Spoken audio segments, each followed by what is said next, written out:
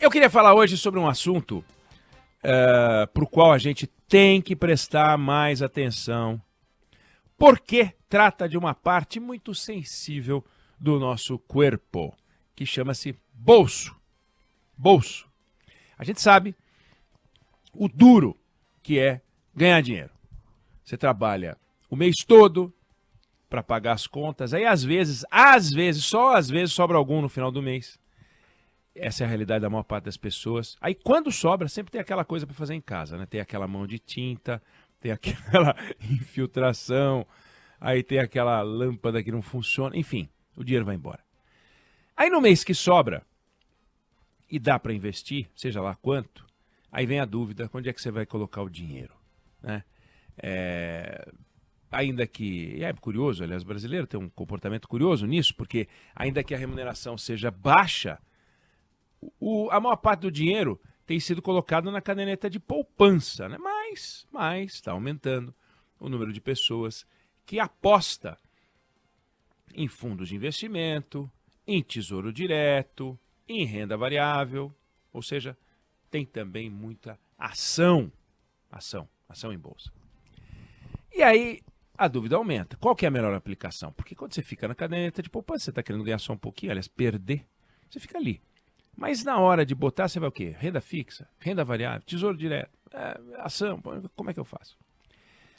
Antes, ou até outro dia, pela confiança, a gente ligava para aquele amigo, né, para aquele parente que tinha um pouco mais de dinheiro, então ele acompanhava o mercado, então a gente falava com o gerente do banco, onde é que eu boto o dinheiro, o que você sugere e tal.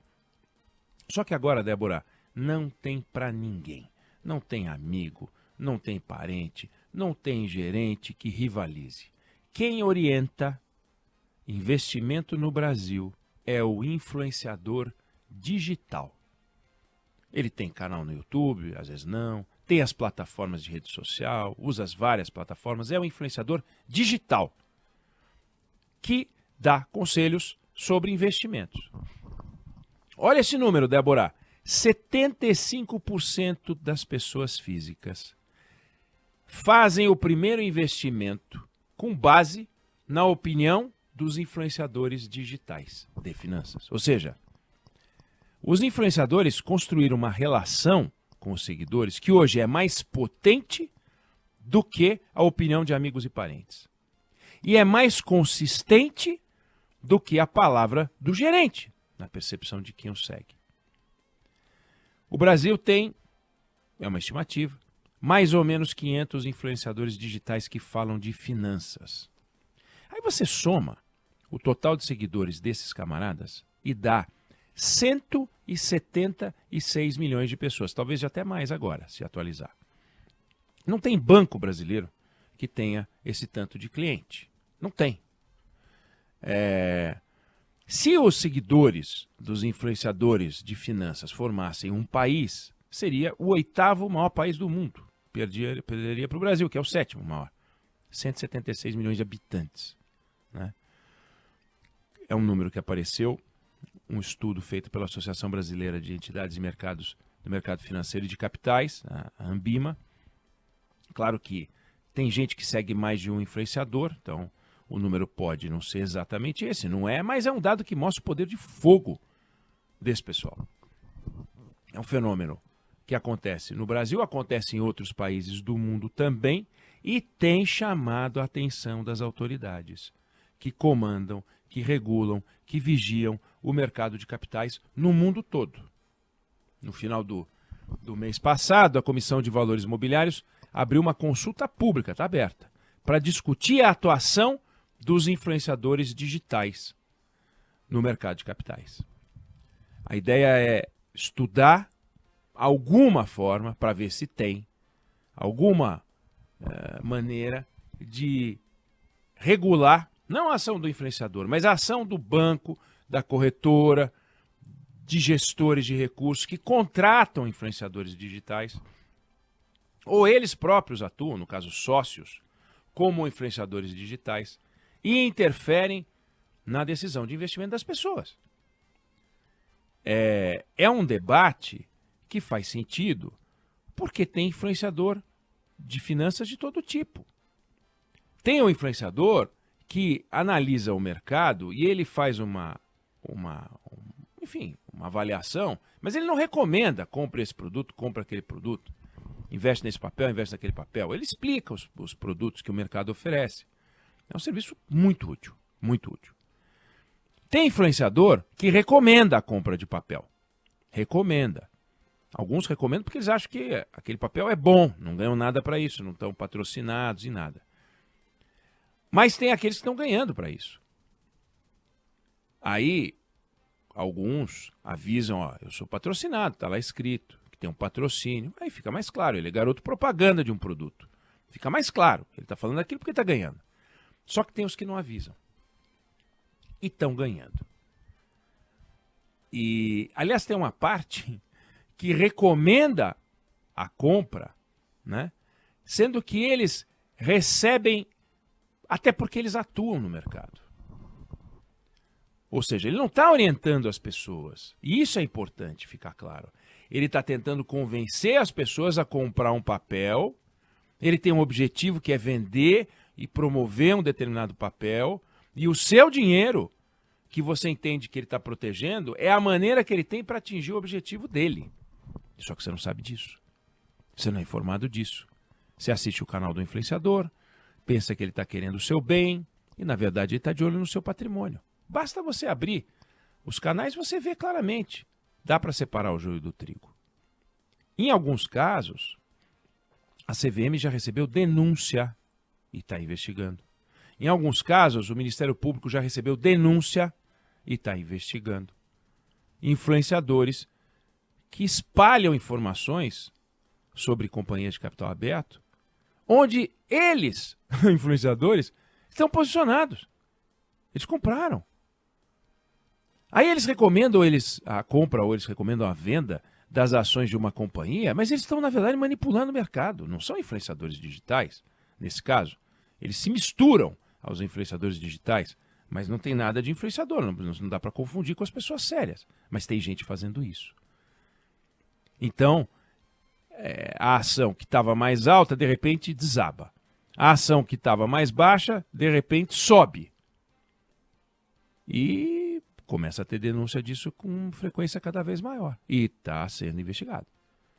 Como não tem uma conclusão, como você não sabe se aquilo é manipulação ou não é manipulação, mas tem muita história que cheira a manipulação, a CVM dá uma olhada, o Ministério Público espera o parecer da CVM para saber se vai para cima ou não vai para cima. E é uma coisa importante de você ficar alerta.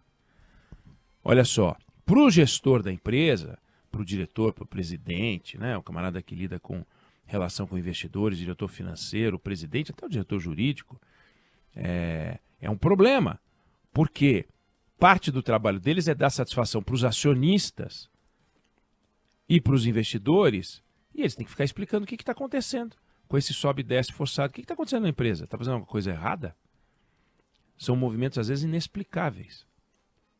Para o investidor sério, aquele que aportou dinheiro numa empresa, às vezes nomeou conselheiro, é um problema, porque ele comprou o papel de uma empresa e ele tem que enfrentar um ataque que desafia a empresa e que coloca em xeque a reputação da empresa, que muitas vezes vai parar nos jornais, no noticiário, como uma empresa com problema.